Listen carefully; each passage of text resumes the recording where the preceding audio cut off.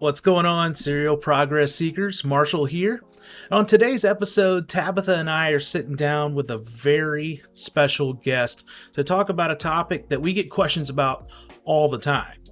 If you're the kind of business person or entrepreneur that works with physical products and maybe you're trying to build a company around it or make yours more successful, you're going to actually find this chat really useful as we have an absolute expert on the subject. So this is episode 88 of the Serial Progress Seeker podcast. Let's go. Welcome to the Serial Progress Seeker podcast, where we share blueprints for building an unconventional life.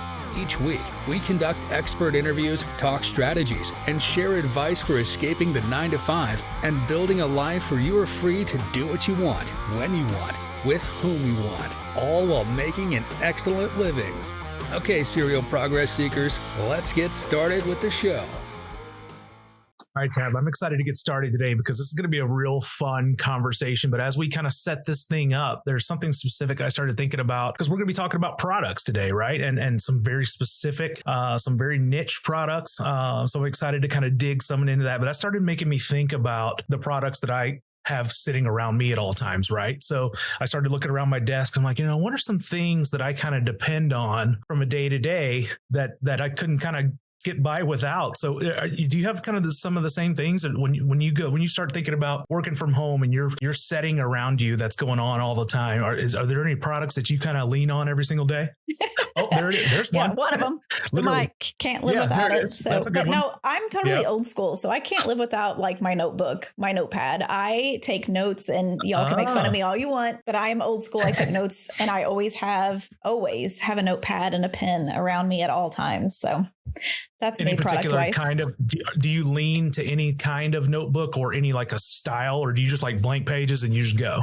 Well, it's got to have lined. It's got to be ruled, but I found one the other day that has like the dates or like the month of the year and the dates next to it. So I can like circle what date. That is kind of cool. I like that. Okay. Well, I know we've got members of our team that are very into like the whole digital planner type thing. Mm-hmm. So I didn't know if that was kind of the vibe you kind of subscribe to. Do you use a planner as well? Nope. No.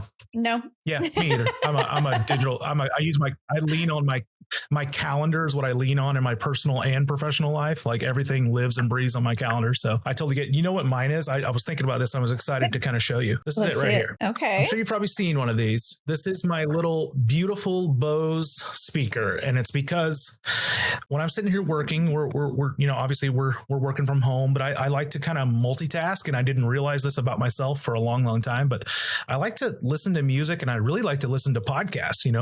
We all kind of consume different podcasts and stuff, and kind of gives us some different ideas of ways we can make ours better and stuff. But so I live and breathe by this speaker. It's nice to have it. It's connected by Bluetooth, so I can always play my music and listen to my music that is literally stuck in the 90s at all times. A lot of my close friends make fun of me for that, and that's okay. That's okay. That's where it should be. I'm all right with it. See, exactly. Yeah. But so I love this conversation that we're going to talk about today. And that's where I wanted to start with talking about products and things that we rely on, because we're going to talk to somebody who relies on some products that are very unfamiliar to me. And I know you're a little more familiar with them. So why don't you introduce who we're talking to today and what we're talking about?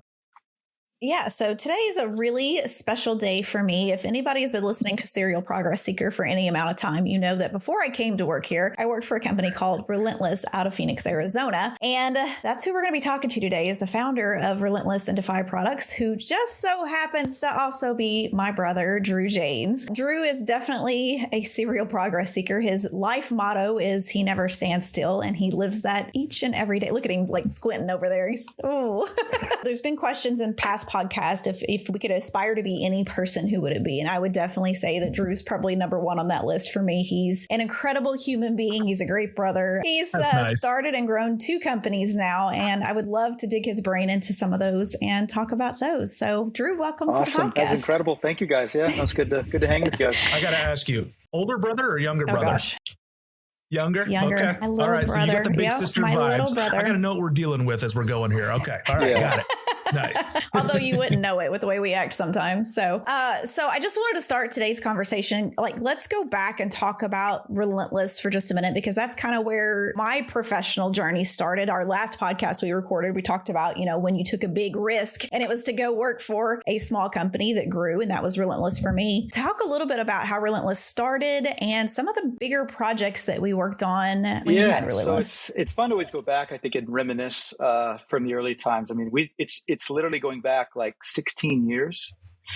Wow. In some ways, it's actually hard to go back to relive some of that. Yeah. But I think it's anytime you look back at your roots, it's always fun to kind of dust it off and revisit that and see what it is. But in the beginning, it was very humble roots. I mean, we grew up in a small town. Tabitha and I actually worked together in our family business, which obviously has its plus and minuses. And I think as you work with family, you learn those boundaries, and you also learn a lot. And so I think when we started Relentless, it was really driven from a passion from just telling stories and just communicating those stories. I grew up loving wakeboarding as a young kid. And that was kind of like I lived it, I breathed it, I loved everything about it. And we were always around creatives and people that are doing amazing things. And we met editors and video producers. And back then, video was like a niche of a niche. Like, it wasn't something that everybody does now. And back then it was like, oh, you do video? Is that a video camera? Whoa. Digital was just coming in. So anyway, there was a lot of breakthrough things back in the, very early 2000s.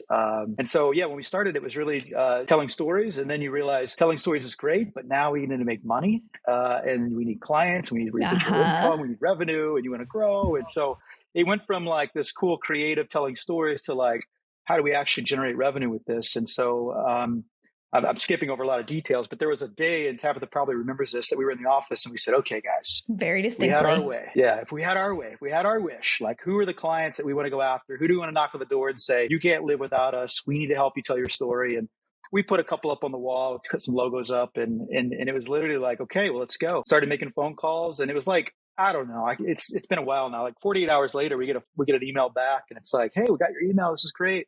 We'd love for you guys to do some marketing with us. And at the time, we grew up in Missouri, very agriculture related, ag technology. So Case IH was one of those clients. So you got green tractors and you have red tractors. So the red tractors was somebody that we had reached out to, and they took us up on our crazy offer, and off we went. And what's funny is we've been doing it for almost 16 years, still to this day. Wow. As a matter of fact, I have... I started the combines back there. I saw it earlier. Yeah. It's funny, but but that's just one example of how did it start? Okay, you want to tell student stories, but then you're oh, I got to pay the bills, and you also set some dreams and some crazy things you want to do, and go after it and see what happens. Win big, lose big. Because that was a dreaming meeting. That was what it was casting vision and making dreams and making those dreams a reality. It really was. So. Yeah, it really was. Big clients like Case IH. Awesome. In that meeting, you were at Relentless and you were going, okay, we're going to make a move and switch companies. Is that kind of what was going on there? Yeah, that's probably one of those things. How in the world did you go from working in a cornfield to working at the some big platforms in camera motion? So a lot happened in that time, but giving you the quick fast forward, we love technology. We love innovation. We were one of the first companies to actually integrate drone technology. Back then, drones was an evil word. You called it multi-rotors because drones were deadly in military. So we were multi-rotors. Anyway, so we were introducing really big helicopters carrying cameras over cornfields. And then we integrated our own drones that we would fly. And then we had our buddy Vlad, he would be my landing gear, so we'd actually catch it. Camera technology. Then we found a guy that had incredible skill set in that area. We hired him, started making our own camera gimbals. Long story short, that side of the business grew significantly. We started a company called Aerial Precision Ag. We sold multi-rotors at one of our farm fields to collect data. We ended up selling that company. We kept the technology of the gimbals. And then we went to a trade show in Las Vegas and said, hey guys, we love filmmaking. We made this little handheld gimbal.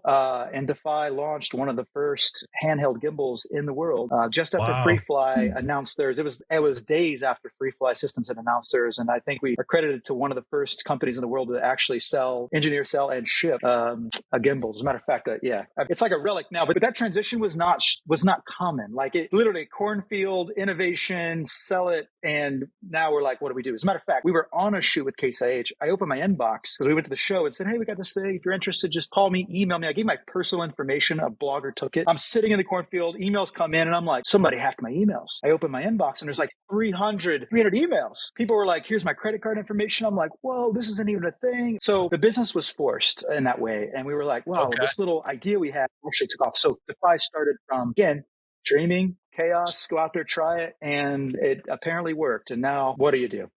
So back up a couple of steps because Marshall's not in this industry and a lot of people are not. What is a gimbal? Explain to him what a gimbal is. Please, thank you. This is one of those, I had it here. This is really fun. We got this award, the best of 2013. It's all like, oh gosh. Look at this. Yeah, I know. And then we got in this like magazine. I found this and I had to pull it out a little bit.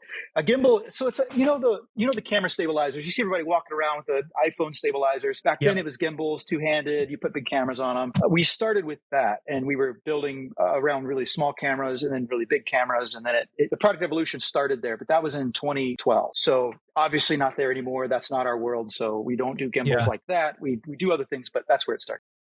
It's amazing to think that was only 10 years ago. Feels like 30. It has changed.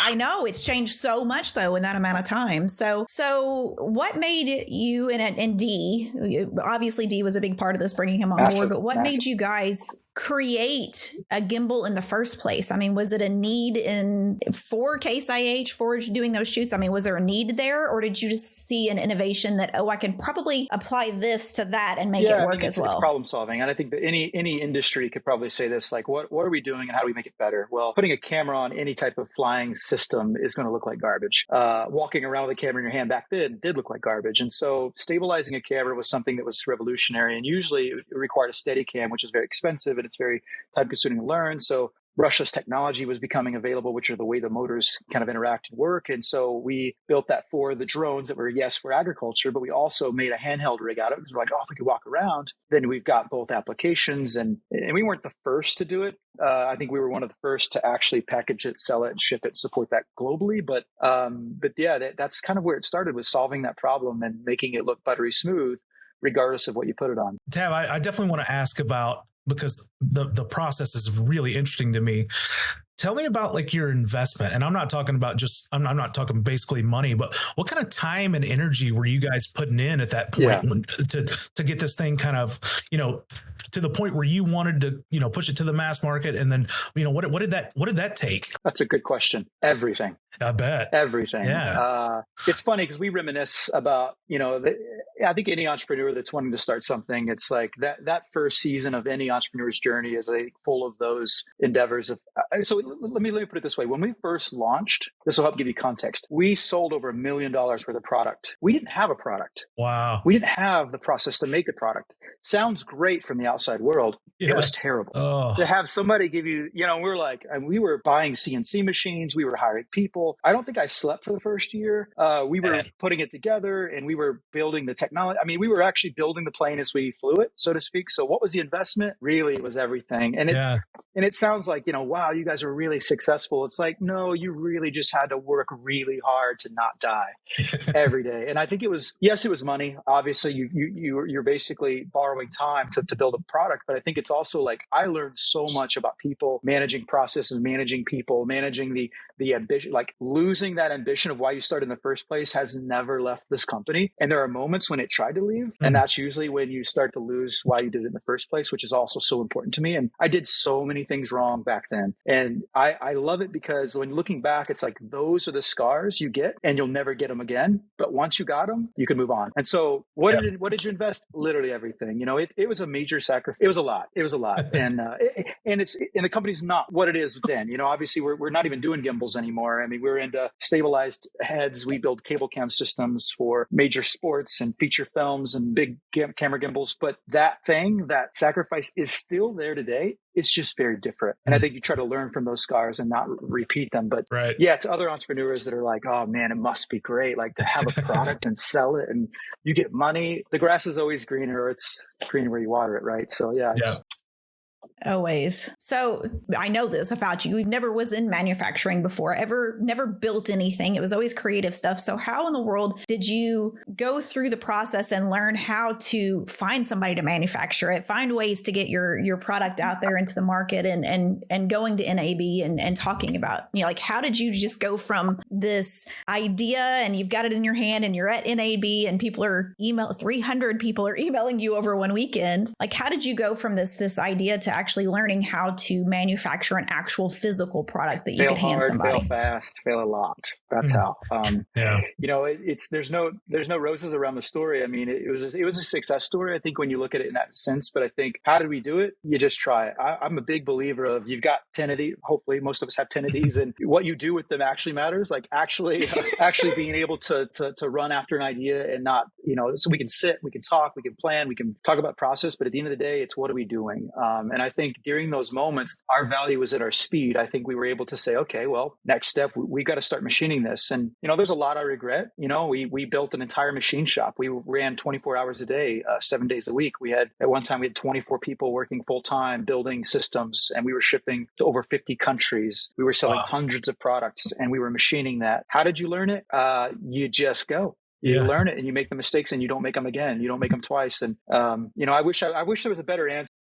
But did you have to make connections with people? Yeah. Did you have to make connections with people that knew that stuff? So like, how did you even, what was the first step on finding the right path? So, you think the first step is like, oh, let's go hire somebody in that field. No. We definitely didn't do that. We would say, let's go find passionate people that are crazy enough to stay up all night and learn this. We actually, Tang, still to this day, I keep in touch with this guy. Tang is one of those guys on our team that just, he's so young. He's a kid, shorts, flip flops, t-shirt, man, what you need? I got you. He's a kid from Vietnamese that grew up here, just one of the smartest guys I've ever met. He read the manual on a CNC machine, took one class, aced it, and ran our 3 CNC shops for 24 hours a day and managed a crew. Never stepped foot in a shop prior to that. It's insane. Wow. Dante, like in the very, very early days, was building our prototypes, and we would just go hard after learning it. And we'd fail, we'd build another one. I've got videos of, forever long about like us in the shop at 3 o'clock in the morning and making a major success. We'd take it to somewhere, we'd show it off. They loved it. We'd get funding. We'd go do another one. And it was just literally like bootstrapping an idea and hustling.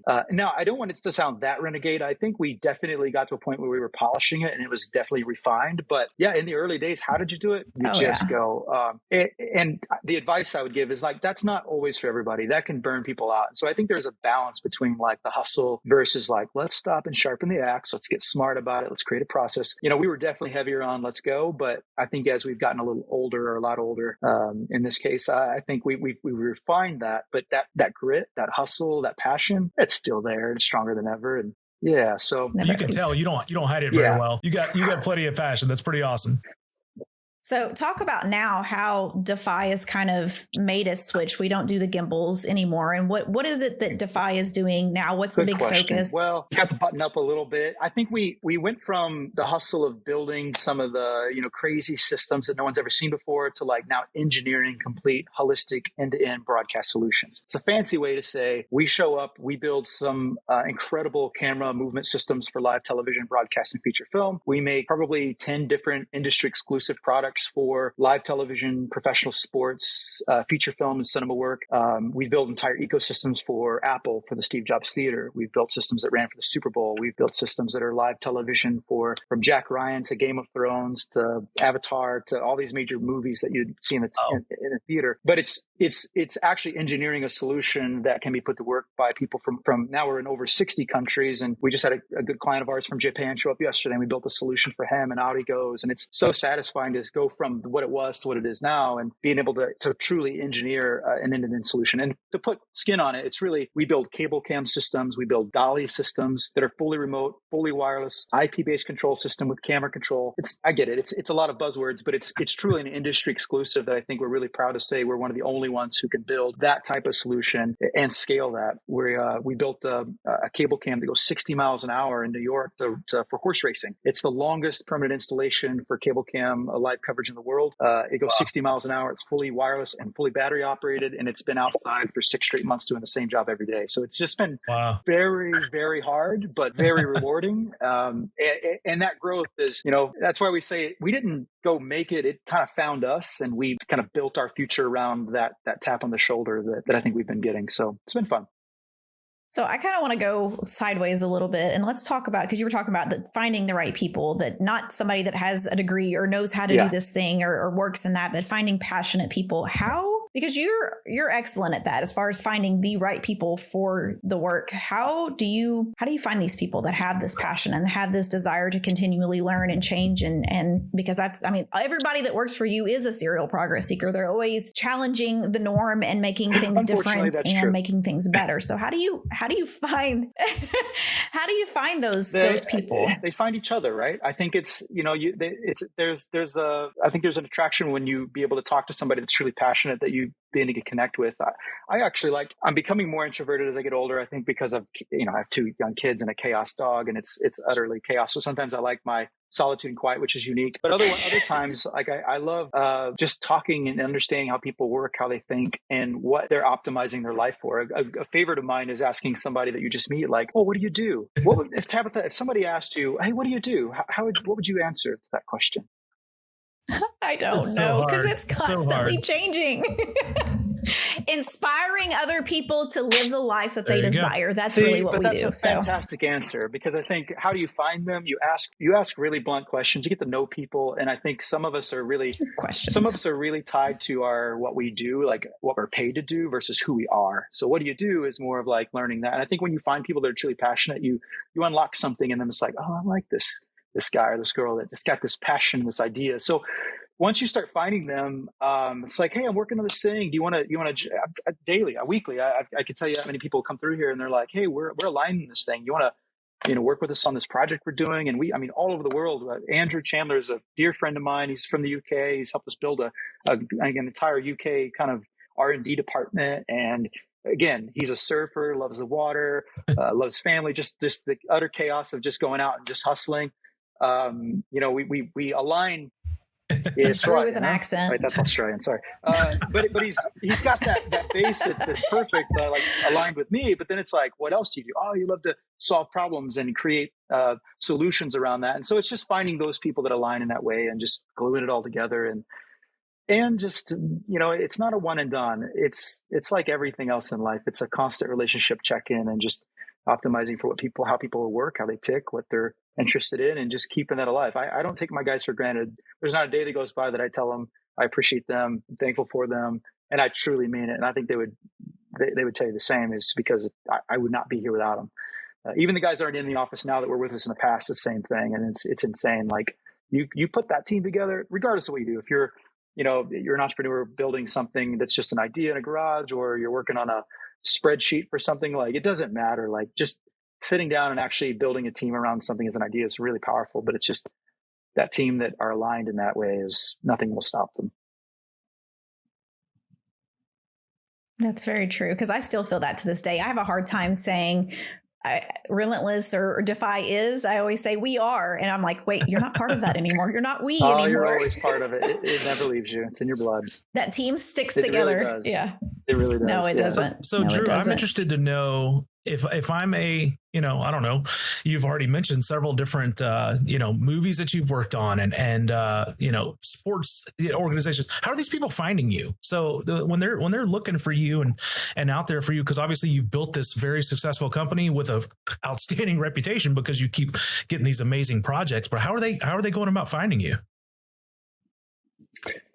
I think it's because the product is so unique. I think it's what we build as the full ecosystem is so unique that if they're looking for it, hopefully we end up in that top search of products that does what it's designed to do. But I also think like we've really put ourselves out there to make those introductions and connect with high level people. So Major League Baseball, you've seen our systems running for like the Seattle Mariners games all last year, and you've probably even seen it run in the playoffs. There's, I just think that it's just a really specific niche, I think. Yeah. And I think we've built a product that fills that. And so the industry is pretty small. I think I think when you look at it, it seems really big, but it's pretty small once you dial it down and you find those that are really looking for solutions. You just got to make that connection. So it's a bit of hustle mixed with strategy and just making good products and putting them right in front of the right eyeballs. Yeah. That's interesting. And I think, and I've heard Tabitha talk about it before too, but like even back to the early days, you kind of developed this whole world based off of a need that you had, right? Like that's kind of where everything's coming from, where someone comes across a need that they have on a project they're working on and they come to you and say, man, you got to make this work. So, every single, I imagine, I'm just guessing, obviously this is from the outside looking in big time, but I'm guessing like every single project's probably completely different. But what are some of the kind of idiosyncrasies that travel from project to project? Like what kind of correlations do you see from the different ones that are coming in? That's a good question. One of the themes is you never have enough time, you never have enough money, and you never have enough resources to execute it. Yeah. That is the success. That's the secret sauce of success, actually. Going back to reiterate, we talked about my love for wakeboarding is where a lot of this started. But we lived in a farming community in Missouri, 3 hours from a lake to ride. And we didn't even own a boat. But the lack of created the resources to go do it. And I think I used to be able to talk to schools and kids were like, oh, but we don't have film schools. We don't have technology. Perfect. Because you don't have that resource, like you have to find a solution. You have to find another way to get there. And I think some of those idiosyncrasies between our industry is that, you don't have the resources. You don't have the time or the money to execute it. What do you have? Like, what can we put together to make it work? And I think it's like, that is the secret sauce, I think, and the grit to make it happen. I mean, daily in this office, we jokingly talk about it of like, all right, guys, here's an idea. We got this opportunity. We don't have this, we don't have that, but we have this one small thing. We're like, Drew, so you're telling us we're going to do this idea with 10% of what we need? Yes. High chance of failure, but it'll be worth it in the end. And, the phrase is don't drew me like that. But it's bad, but it's been a lot of fun, I think, to be able to try it. But yeah, that never really goes away. And I think that's true for a lot of industries, but yeah, that's daily, I'd say. I'm daring to ask him how he was wakeboarding when there was no legs. The ingredients were duct tape, a skateboard without wheels, and a trampoline with a ski rope tied to a tree. That's not dangerous at all. That ski rope You're good. You're safe. You're good. Yeah, some of those parts are still in that tree. Actually, better than that tree. So yeah. I think so. I think the tree grew around that stuff. I don't know if you heard too. I just heard a product right there when he was just talking too. We're going to start having T-shirts that say "Don't drew me like that." Right? Like that sounds amazing. That sounds amazing. Yeah. Swag. That's and good get stuff. one to everybody over there to defy. They'd buy one. So. Yeah, that's really good. I got to ask one more. I'm so inquisitive. Sorry, Drew. You got to bear with me, buddy. We got you in here. You're on the hook now.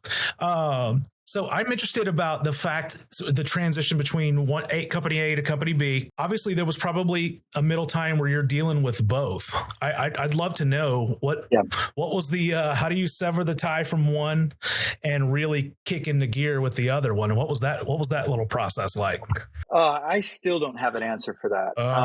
And it's been many, many years, but I think it's because they're in the same industry, if you will. They're both film, video, one's post-production and production, we do some animation, but one is actually manufacturing and engineering, which is a completely separate side of your brain. Yeah.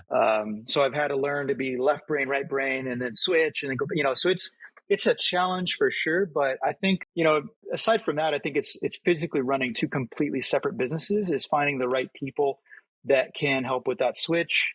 I haven't done it well all the time. I think there's moments when I can do it well. I think when I jump into Relentless and I'm working with our clients there, I'm in.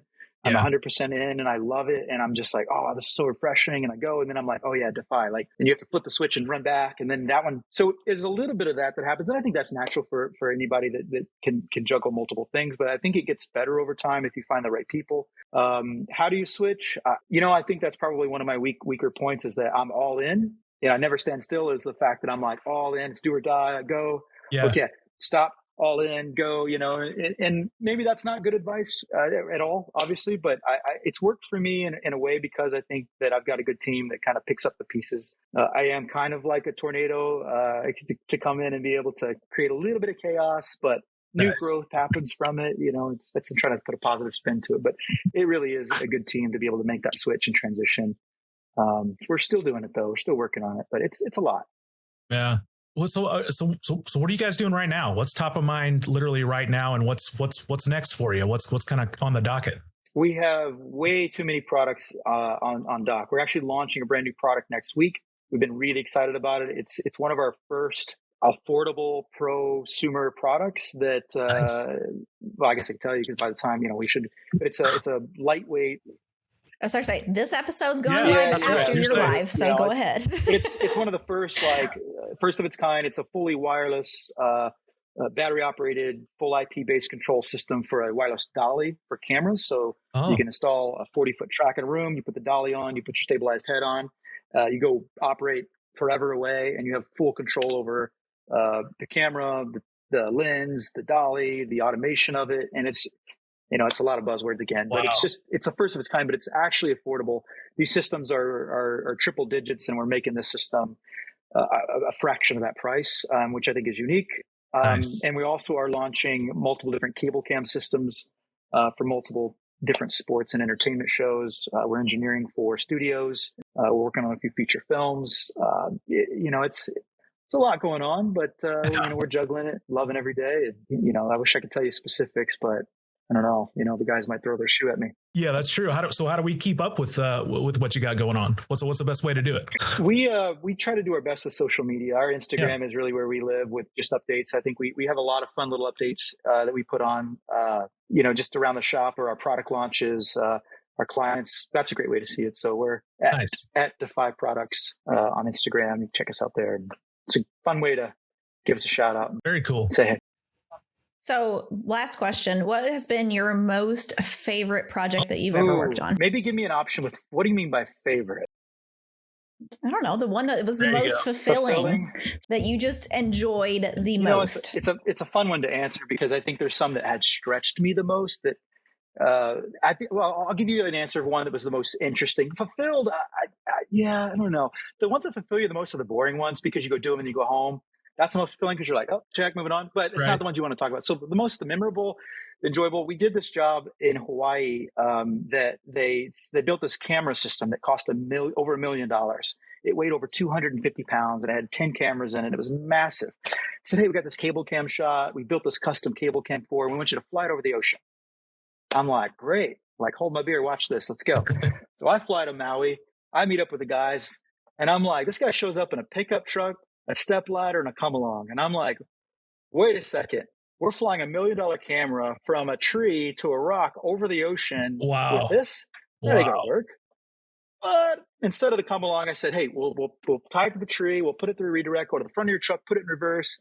We rednecked that thing so bad, got that line as tight as we could, put the cable cam on. And I was like, it was the sketchiest setup. I mean, pray. Yeah, you squeeze your butt cheeks when you're operating that one. It was like, oh man, it was. But it was also very fulfilling because it's never been done before. It was literally 4 times the amount of weight that we're rated for. We built the battery solution for it. I have pictures that are just hilarious. But should we have done it? Probably not. But now I can say, oh, we've done it, and we got to get to this location from a helicopter. So the guy literally get in the helicopter with all my junk, throw it in the back, puts me in the middle seat. He's flying helicopter. He's like, check out the waterfalls. You want to fly? Here, take the stick, hold this, check it out. I'm flying a helicopter, hanging out in the middle seat through Maui, looking at it. Drops me off on this island, and he's like, I'll be back in 3 hours, go rig, and we'll come back and bring lunch. And I'm like, okay. I was yelling Wilson after the first hour, and I'm joking. No, it was just definitely not the most fulfilling, but the most memorable. That one was interesting. To this day, it's still the one that gives me the most PTSD or memorable. Yeah. I bet. Jeez, I bet you got a million stories like that too. I bet there's a ton of them. Yeah, there's some crazy ones. There's some crazy ones. Yeah. Well, it's funny, Tabitha. I think we can safely say, so the tagline, Drew, I don't know if you know this, our tagline for Serial Progress Seekers podcast is about blueprints for building an unconventional life. My friend, I think you've done it. It's awesome. It sounds like the passion that you have is really, really cool. And you've touched on a couple pieces of advice here, but I'd love to get your thoughts on some advice for anyone that's listening, especially may have an idea for a product or a service. Right. Like you obviously had a fantastic idea, and you keep developing those as you go. So anyone out there that's listening that's got an idea that they just can't quite figure out how to bring to fruition and get off the ground, what would you say to help kind of inspire action for that kind of person? Well, I get a lot of people asking advice, and I was like, some of my advice I'd recommend maybe not take or get a second opinion on, because it's definitely not conventional, which is probably the problem. But but honestly, and I mentioned this in one of my stories, but it's like with everything, when you got an idea, it's grit, it's action, determination. The first name of our business was called what? Relentless. Yeah. The second one's called what? Defy.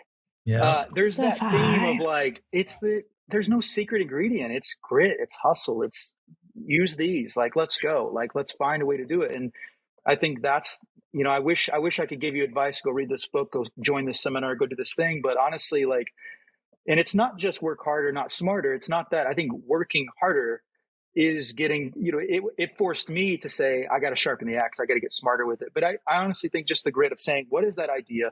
What are my next steps? Getting really driven about not just being lofty in my dream, but saying, okay, I've got this vision, I got this dream, I got this vision. What am I actually doing? Like, let's take that down to earth. What am I doing today that's going to make me successful? What am I going to do this week? What am I going to do this month? Who am I going to connect with? So it's not just hustle grit. It's like grit mixed with process. And that is just constantly going, and you will find your way. I mean, water always finds its way around. And I think that people that are driven by that, they'll find it. And it's okay. It's okay to fail. It's okay that, you got somewhere and you just got your rear end handed to you. Awesome. Do it again. Go again. Keep going. Any successful person will give you multiple stories of that happening. And that's part of it. I would applaud that person because you just got to keep going. And that's just part of the process. Yeah. Man, good stuff. It's always we have a really good time getting to do this and sit down, but it's always good to be able to talk to someone who just naturally fits right into the vibe, man. Thank you so much for coming on today. It's cool to learn about the products, but it's even cooler to kind of learn about the person behind it and the emotion and the passion behind it. I think that's what's really cool. And Tabitha, I know you probably want to close it down a different way, but like I just want to say thanks for coming on, man. It's been awesome to talk. Yeah, for sure. Same. No, I appreciate you guys, what you're doing. Keep inspiring people, keep hustling, keep punching. Let's go. Thanks so much for checking out this episode of the Serial Progress Seeker podcast. If you want to listen to more episodes, learn more about our mission, or send us questions or feedback about the show, go to serialprogressseeker.com. You can help the mission by subscribing, reviewing, rating, and commenting wherever you listen to or watch podcasts.